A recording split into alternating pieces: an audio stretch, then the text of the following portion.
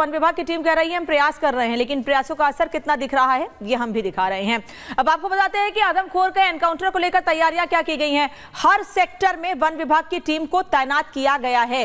पूरे जंगल के आसपास वन विभाग की टीम को तैनात किया गया, यह दावा वन विभाग कर रहा है। वन विभाग की टीम इलाके में गश्त करेगी और उस गश्ती के दौरान अब तक 4 भेड़ियों को पकड़ा गया है, लेकिन और भेड़िए हाथ नहीं आ पा रहे हैं। टीम की हर गाड़ी में लोग 2 नाली बंदूक लेकर तैनात हैं, क्योंकि अब यह कहा गया है अगर भेड़िया पकड़ में नहीं आता है तो गोली मार दीजिए। प्रभावित इलाकों को 4 सेक्टर में बांटा गया है और सेक्टर वाइज वन विभाग के लोगों को तैनात भी किया गया है। लेकिन ये भेड़िया वन विभाग के हत्थे क्यों नहीं चढ़ पा रहा है इतनी तैयारी के बाद भी, जो रिपब्लिक भारत के कैमरे में कैद हुआ। इस रिपोर्ट को देखिए।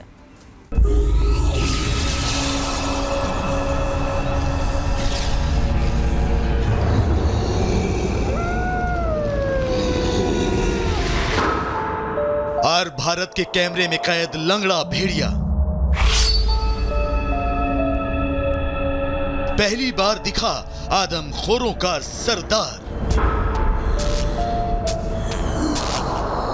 रात के अंधेरे में करता है मासूमों का शिकार।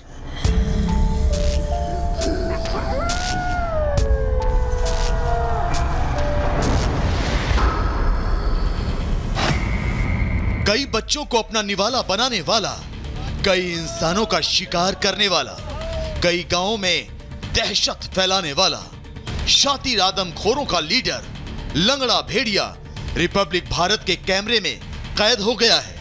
रिपब्लिक भारत की टीम की ग्राउंड रिपोर्टिंग के दौरान यह लंगड़ा भेड़िया रात के अंधेरे में सामने आ गया और आपकी स्क्रीन पर है इसकी पहली तस्वीर।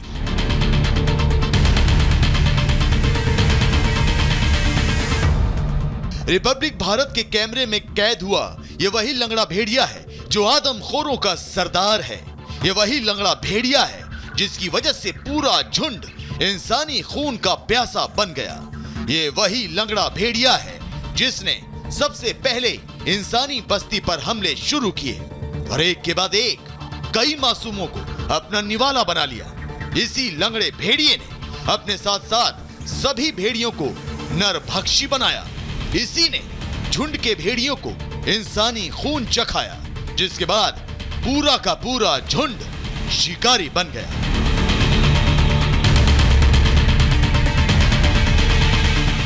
हालांकि ये पहली बार नहीं है जब ये आदमखोर रिपब्लिक भारत के कैमरे में कैद हुए।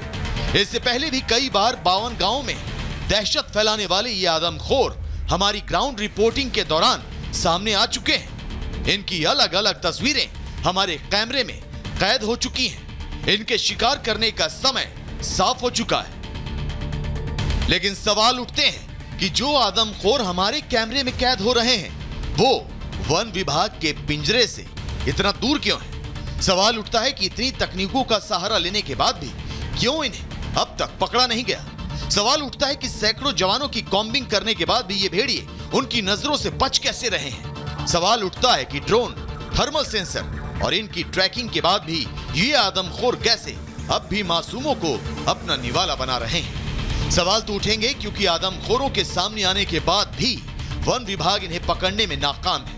तमाम कोशिशों के बाद भी ये भेड़िए खुले में घूम रहे हैं, जिसकी वजह से आसपास के लोग डर के साए में सांस लेने और अपने घरों में कैद होने को मजबूर हैं। हालांकि अब देखना होगा कि रिपब्लिक भारत के कैमरे में कैद होने वाले ये आदमखोर कब वन विभाग के पिंजरे में बंद होंगे। Bureau report, Republic Bharat.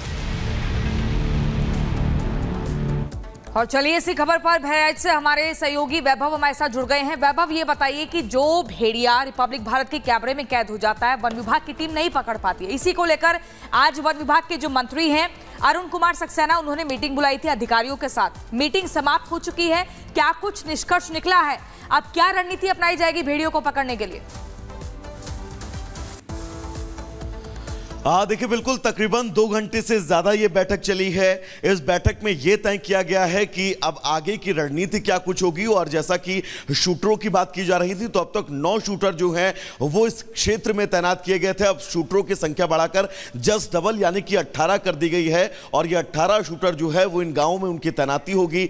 लोग जिनके घरों में दरवाजे नहीं है, प्रशासन उनके घरों में दरवाजे लगाने का काम जो है वो युद्ध स्तर पर करेगा। साथ ही इस प्रेस कॉन्फ्रेंस में यह भी बताया गया कि इस मीटिंग में यह तय किया गया है कि जब तक के लोगों के घरों में दरवाजे जो है वो प्रशासन नहीं लगा पाता है, तब तक के आसपास के सरकारी स्कूल या फिर सामुदायिक स्वास्थ्य केंद्र में उन लोगों के रहने और रुकने की व्यवस्था की जाएगी। गांव में पावर कट नहीं होंगे और कोशिश यही गांव वाले करें कि उनको जागरूक किया जाए और साथ ही गांव वालों तक लगातार वो तमाम स्थितियां जो है वो स्पष्ट पहुंचाई जाए कि कैसे भेड़िए से अपने परिवार को जो है वो सुरक्षित रख सकते हैं। लेकिन सबसे अहम यह है कि वन मंत्री और संजय निषाद जो आज इस बैठक की अध्यक्षता कर रहे थे, उनका यह कहना था कि 7 से 8 दिन का वक्त अभी और लगेगा। 7 से 8 दिन के अंदर इन भेड़ियों को जो है वो पकड़ा जाएगा। संख्या को लेकर भी हमने सवाल उनसे पूछा कि कितने भेड़िया जो है। और वैभव बता रहे हैं कि कैसे आज मीटिंग ली गई है और उस मीटिंग में क्या निर्देश अधिकारियों को दिए गए हैं और आगे कितने बड़े कदम उठाए जाएंगे, इस पर भी बातचीत हुई है। धन्यवाद वैभव का इस तमाम जानकारी के लिए। लेकिन आपको तस्वीरें भी दिखाते हैं कि बैठक में किस तरह से चर्चा हुई है, क्या बातचीत हुई है और आगे क्या बड़े कदम उठाए जाएंगे। लेकिन इन सब के बीच सीतापुर से एक बड़ी खबर आ रही है कि सीतापुर में भूरीजन गांव में एक भेड़िया को लोगों ने घेर कर मार दिया। लोगों का यह कहना है कि यह भेड़िया लगातार आम लोगों को निशाना बना रहा था। लोग डर में थे और इस वजह से उन्हें खुद ये कदम उठाना पड़ा। लोग ये भी कह रहे हैं कि उन्होंने इस भेड़िए को मारकर नहर में फेंक दिया है। एक तरफ बहराइच में ये दावे हैं कि किसी ने भेड़िए के बच्चे को मारा, इस वजह से भेड़िए बच्चे को निशाना बना रहे हैं, बच्चों को निशाना बना रहे हैं। और सीतापुर में अगर इस तरीके से भेड़िए को घेर कर लोगों ने मार दिया है तो क्या सीतापुर के लोगों के लिए खतरा और ज्यादा बढ़ गया है? वन विभाग को और ज्यादा मुस्तैद होने की जरूरत है, वहां पर यह सवाल उठ रहा है। बहराइच से लेकर सीतापुर तक लगातार भेड़िए का खौफ बना हुआ है। 4 भेड़िए बहराइच में पकड़े गए हैं, लेकिन उसके बाद से वन विभाग के हाथ खाली हैं। लेकिन अभी यह तस्वीर आपको सीतापुर की दिखा रहे हैं, जहां पर वन विभाग के अधिकारी भी पहुंचे और लोगों से बातचीत कर रहे हैं, जहां लोग दावा कर रहे हैं कि लोगों ने घेर कर भेड़िए को मार दिया और नहर में फेंक दिया। और इसी बीच आपको बता दें, उत्तर प्रदेश में वन विभाग के मंत्री अरुण कुमार सक्सेना ने अधिकारियों के साथ मीटिंग ली है। मीटिंग समाप्त हो चुकी है। कहा है कि ठोस रणनीति के साथ अब इन आदमखोरों को पकड़ा जाएगा, खूंखार भेड़ियों को पकड़ा जाएगा। क्या कुछ कहा आपको सुनवाते हैं। हमारे साथ वन मंत्री जी हैं। सर क्या कहेंगे, लगातार मुख्यमंत्री जी मॉनिटरिंग कर रहे हैं, क्या कहेंगे? अभी हम पहले यहाँ अधिकारियों से बात कर लें, उसके बाद आपसे बैठ के पूरी बात करेंगे ना। अभी नहीं, हम पहले अधिकारियों से बात कर लें, उसके बाद आपको सब चीज बिल्कुल बताएंगे। तो आप सुन रहे थे अरुण कुमार सक्सेना को, जिनका कहना है कि हम अधिकारियों से बात कर लें फिर आपको बताएंगे। ये उस वक्त की बातचीत है जब अधिकारियों से बात नहीं हो पाई थी। अभी बात समाप्त हो चुकी है। 2 घंटे तक बैठक चली है और बैठक में निष्कर्ष लिया गया है कि ठोस रणनीति के तहत काम किया जाएगा। शूटर्स को एक्टिव रहने के लिए कहा जाएगा, या तो पिंजरे में कैद हो ये खूंखार नरभक्षी भेड़िए, या फिर इन्हें ऑन द स्पॉट शूट किया जाए।